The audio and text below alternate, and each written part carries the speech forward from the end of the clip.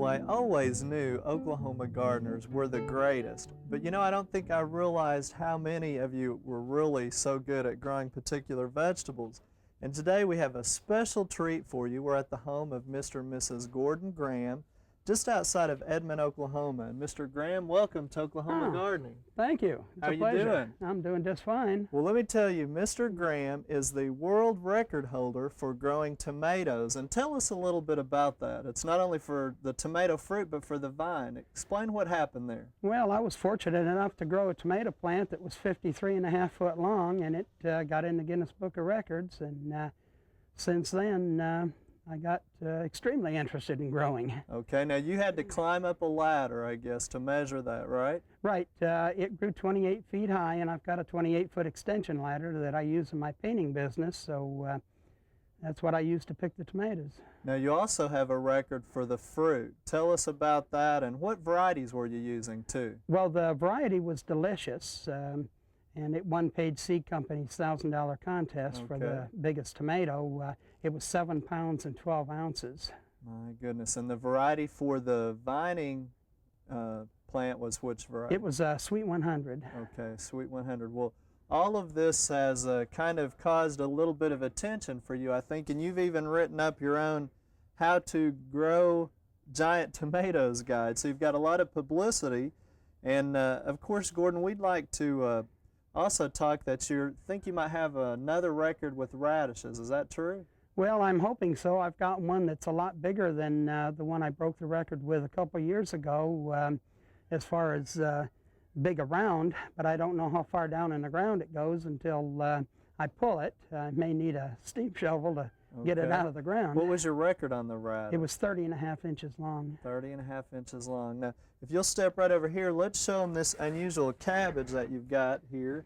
And I'll just hold this up. Now, this is, tell me about this cabbage. This is hard to believe. The cabbage is over a year old. I cut the main head, and then I overwintered this cabbage to see if I could grow another one from the same plant. It's grown one pretty nice head now, and 3 of them have gone to seed, so I'm going to let them go to seed so I'll have some to give away. So these are the side shoots from a cabbage plant that you had a year ago. Right. And you're collecting seed on it and got another cabbage as well. Yeah. That is really interesting. Now, if you'll step back over here, let's talk about how you're growing these tomatoes, because I'm sure the folks would really like to know some of your secrets. First of all, when do you plant your tomatoes? Well, this particular plant I put out in February, the very 1st of February, and I put it out in a wall of water. Okay. When it outgrew the first wall of water, then I had to connect the second wall of water to the first one to keep the plant protected, and it went through. Because of the height already. And you hang the second one with wires, and I guess you kind of show that or illustrate it in your book here, and that's really interesting too. I didn't think the plastic would hold up. It's very strong plastic. They're good for 5 to 6 years. Okay. And so tell us about fertilizing, some of the things that you might use. Well, I use a variety. I use a lot of organic fertilizers. I use fish emulsion, liquid seaweed, I use a lot of compost and manure, and I use commercial fertilizer. Okay. Well, it sounds like you've got a lot of tricks now. When you grow the plants, you're staking them as well. Now, do you do any particular pruning on them? I used to prune, but this year I'm not, and as you can see, I'm getting a lot more tomatoes.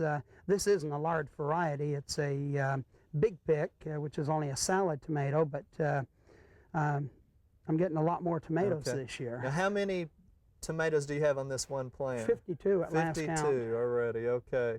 Now tell us, even though you're growing these wonderful tomatoes, you still have to fight pest problems just like any other gardener. I sure do. We're already starting to see a little bit on spider mites.